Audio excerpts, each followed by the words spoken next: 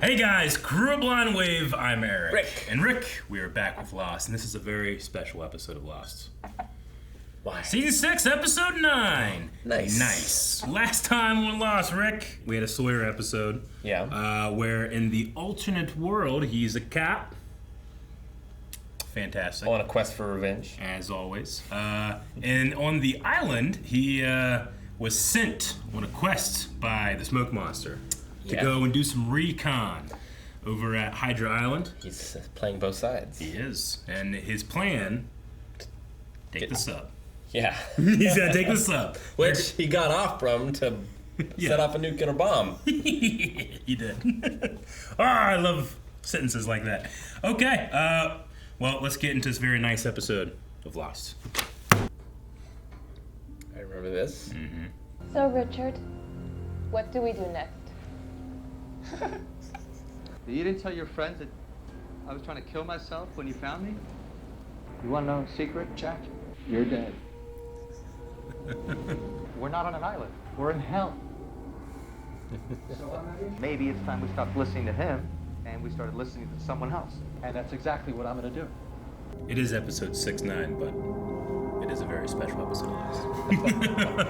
Maybe Christian Shepherd is the other guy we need to talk to. All he talks about is what previously happened. Locke is dead. If it's any consolation, it's not exactly Locke. It's fitting that Jack is the last to know. Yo no sé cómo encontrarlo si yo no sepa dónde se Hurley. Spanish?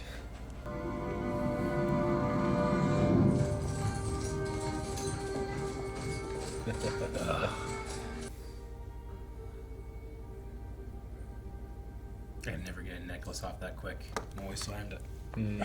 Come on. ¡Quítame las manos! ¡Suéltame! ¿Qué haces?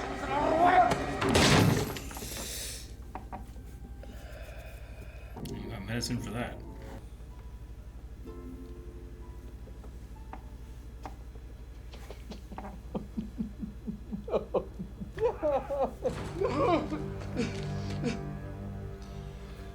Damn fast. Yep. Y le ruego, Padre, por el perdón de Dios. No. Me temo que el diablo te espere en el infierno. And he took his book. Yeah, you could flip that open to the gospel and be like, that's not what this says. You say he speaks English. Yes, Mr. Whitfield. Taking him as a slave. Mm-hmm. He's on a slave You ship. speak English?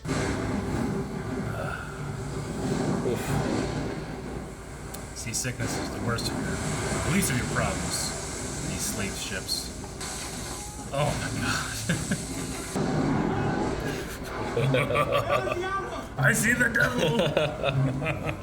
He gets way inland. Oh yeah. It comes in. It takes out the statue.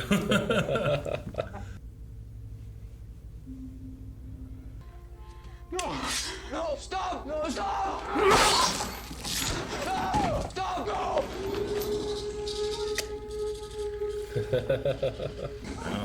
That's not Jacob. You're shipwrecked and here's the Kraken. Oh, This is a great sound. they've made such an iconic sound.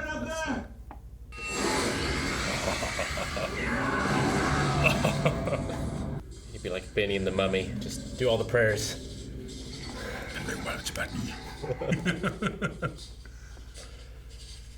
They've improved its effects so much since the beginning of the show.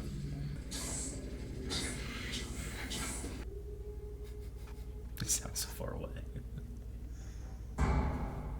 Just having the live strobe light on him is so effective. So you got some water.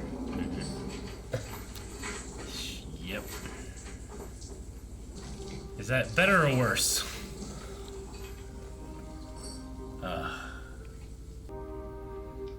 Just gonna wear your fingers. Oh. Alright. Step 1. Big. Eating the dead.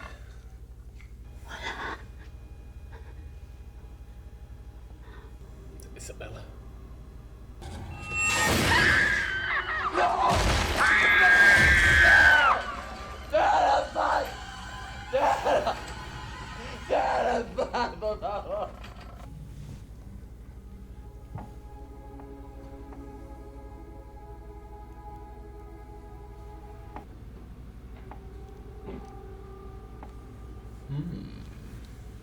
I am in hell. Yes, I'm afraid you are. The black smoke came and she ran. But she hasn't come back. That probably means he has her. I think you know who. Oh, yeah. Wonder how long he's been there. It's good to see you out of those chains. Thank you. I'm afraid there's only one way to escape from hell. You're going to have to kill the devil. He's been wanting to do this for a very long time. Put this through his chest. Do not hesitate. Do not let him say a word. Don't let him say a word. Do you ever want to see your wife again? You can see how easy it was for him to get his hooks in Saeed. Like Ben, he must have hesitated though. Fun fact, Mark Pellegrino, who plays Jacob, played Lucifer in Supernatural. And he was awesome. You can see the rest of the statue there. Yep. Before it sank.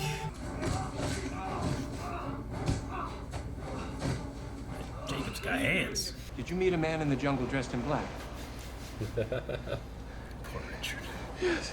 Yes. You think you're dead? Stop!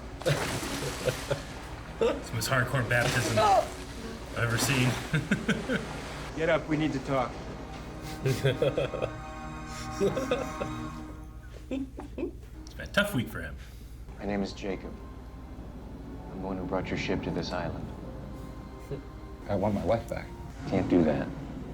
Can you absolve me of my sins so I don't go to hell? I can't do that either. I never want to die.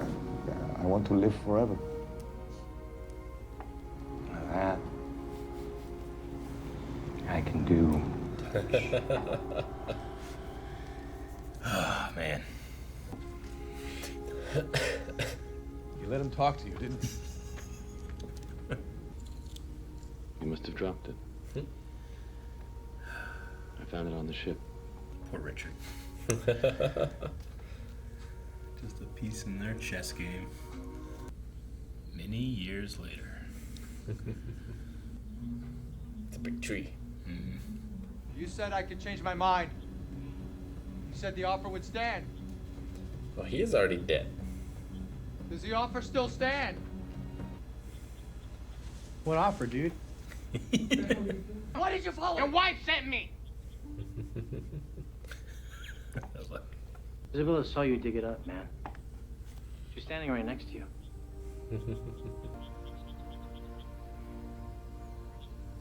I don't see her.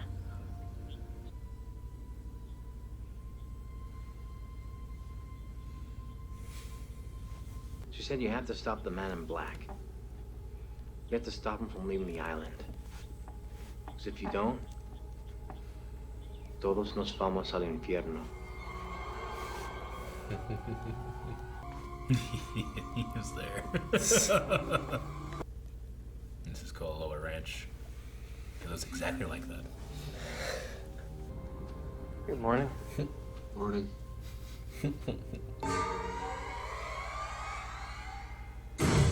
Oh. Before we start the discussion, I got this in mailbag like a year ago. And Calvin just today found it in the closet. It's like, hey, do you remember this? I'm like, oh, yeah. And today's a very apt day. Like, literally, this happened today because we have the pop of The Man in Black. Nice. There's also a fantastic Dharma van in here as well. And I'm sorry to who sent this, which was Dave. Dave sent us these a long time ago, and I'm like, I'll find the time whenever it's appropriate. This is pretty appropriate, I would say. Pretty good. We have that. All right, that was I never remember the name of this episode. Aeterno? Yeah, Aeterno is the name of the episode. Aeterno. Wonder what that stands for? It is Latin for from eternity. Oh, okay. A phrase used to mean since the beginning or for long ages. So that's it's a fan favorite. No, it's a good one.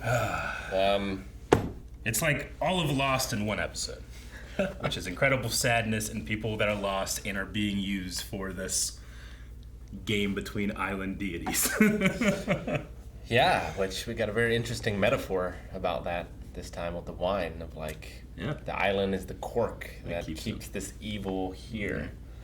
So I guess that would mean in the sideways timeline that the evil is out there.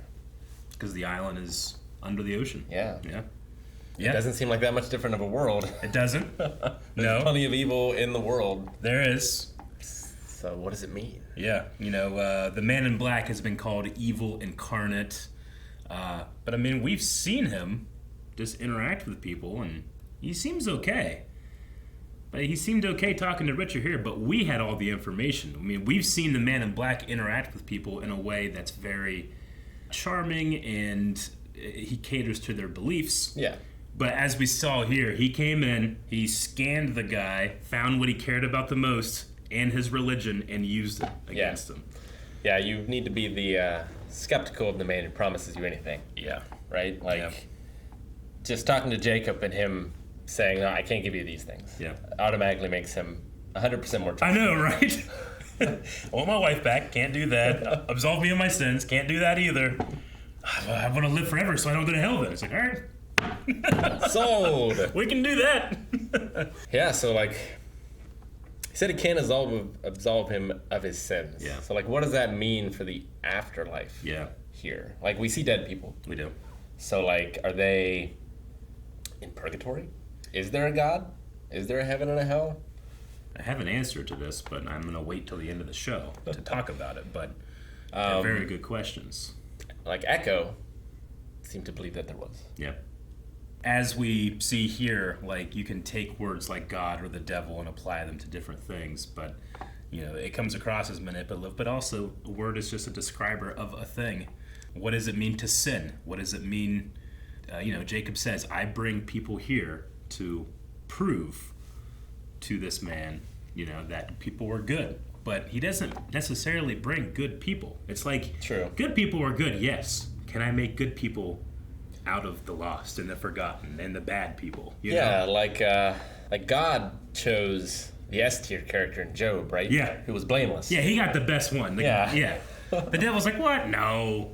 Which is why in that story of the book of Job, God's like, do anything. You can take his kids, his wife, his animals, his oxen, everything. Boils. Job's not, But if you did that to the Philistines, they'd be like, oh yeah, sure, So yeah, it is kind of a play on that story, which is, a conversation between gods. Yeah. Yeah, because Jacob's point here seems to be that men can choose good or evil. Yeah. And so he's picking evil men in order to test them, I think, and show that they could be redeemed. Yeah. We have 6 candidates left. That's what we got. Which, we kind of figured out that Richard was probably on the ship before. Yeah. But I had assumed he was much older than even that. But that's still pretty old. It's still pretty old, but not so much so. No, this has been relatively in recent times that Richard has been here and been the advisor, because Jacob doesn't like to involve himself. He wants people to naturally do this, which is very unfair because the Man in Black doesn't. The Man in Black does whatever he can. Mm-hmm. So it does make sense, but poor Richard, my favorite part of this episode is Hurley, honestly, because Hurley is there just to help him. Yeah. He doesn't have many. He doesn't judge him. He doesn't have another alternative. Yeah, he doesn't want to die or anything, but he's only there because this lady came to him, which I just always loved about Hurley. He's throughout the entire show, he's always just helping people. We have Jack, he helps people in his own way, and Locke tried to help people in his own way, but they all had agendas, and and it's perfect that he can speak Spanish as well. It's true. Yeah. But yeah, it seems like Jacob is the original, because he's talking about I could be replaced. Yeah. So I don't think he has been before. I think he is the original. Yeah. But has finally been killed. And now they got to stop the Man in Black from escaping. Yeah. If the island is the cork, what is the bottle? If it's an interesting thing to think about. Yeah. Like the analogy works, but we don't have all the information yet. We do see that alternate timeline when the bomb does go off and the island is sunk. Did the Man in Black go with it and he's not out there? Or Well, is the bottle realities? Yeah. Right? Like Sure. A timeline. A timeline or the world. you know? So like if you can't save this one, can you save this reality instead? If anyone, I think I would probably choose Hurley as the replacement. Hurley? For Jacob. Yeah. Yeah, I mean, we don't have Locke anymore. And I don't know if he would have been a good choice or not. Yeah. I think Echo would have been good. Because Echo, at the end of the day, it wasn't about absolving his sins, right? He was like, I have nothing to ask for forgiveness for. I did what I had to survive. And that was the time the Man in Black is like, wow, I cannot manipulate this guy. And he killed him, you know? Yeah. Like, think about the way he judges you. Like, if he keeps you alive, it's not because you're a good person. It's because he can use you. Mm-hmm. Looking back on it now, you can be like, oh, Mr. Echo, like, passed the test in a way. And every time we saw it, like John Locke, he sees it, and it's a religious experience. But really, it's the Man in Black being like, I can use you. Well, yeah, like at first, it was fine with John, but then it turned against him at a certain point. It did. And, like, he lost his ability to walk, so, like, is that It was when he related? had lost his faith. Yeah. Right? And In as the we see island. here, the Man in Black uses your faith against you. Even Jacob, to a certain extent, will use those terms and try to, like, make you understand the unknown with what you know. But you'd think that would, because faith in the island is kind of faith in Jacob. Yeah. Like the Man in Black seems to hate it. Mm-hmm. So you think that like the Smoke Monster would relish in that. Like that's the time he would want to recruit him. I think that he sees those type of things, like something like faith. Faith can give you power. Faith can give you, you know, like there are stories of Vietnam veterans at Vietnam, in prisoner of war camps. The guys that were Catholic and Christian, they could just hold out longer than the guys that weren't. Yeah. They just have that faith. But faith can be used to literally justify any position. It is the biblical definition is the evidence of things unseen. Another version I've heard is just like justification when you can't justify, right? And you can hold any position using faith. So I think someone like the Man in Black sees faith, and it can be something that you can respect and something that you can use against someone. Very true. So it's a powerful thing that, we all hear stories about people that use people's faith against them, and it's one of the most vile things that we can see. And I love the interplay that, just like we saw Dogen talk about the Man in Black talked about Jacob. Don't let him talk. Yeah. Right? Like when you're forming a cult, the best thing you can do when you have people coming into the cult is cut them off from any other information so you can control information. Sure. Don't let them talk. And I love that both of them, when the messengers come back, say, you let him talk, didn't you? That's what I told you not to do. But Richard, he hesitated. Saeed, Speaking of faith being manipulated, that preacher was a dick. Terrible. Like, he was a slaver. Not giving him absolution, selling slaves, which is no good after the New Testament, at the very least. You're not supposed to do that anymore. Yeah, it's a difficult conversation because, there are literal rules about slavery in the Bible, both indentured servitude when it comes to Hebrew slaves, but also, here's what you do for the heathen around you. Yeah, the New Testament really doesn't really mention anything. It certainly doesn't condemn it, but it does say stuff like, slaves, obey your masters, your rewards will come in the next world, which some can find comfort in, and others can be like, wow, what a great way to control your slave population. So, I don't know. It's tough, but I think that it's showing that type of person, right? Like that person and the doctor, everybody that was around Richard, except for his wife. Maybe the Man in Black is right about humanity. Sure. I think Jacob has faith in people, but he's been doing this a long time, and a lot of people have died, and that guy hasn't changed his mind. Yeah, if there is a choice, some people are going to choose evil. They are, yeah.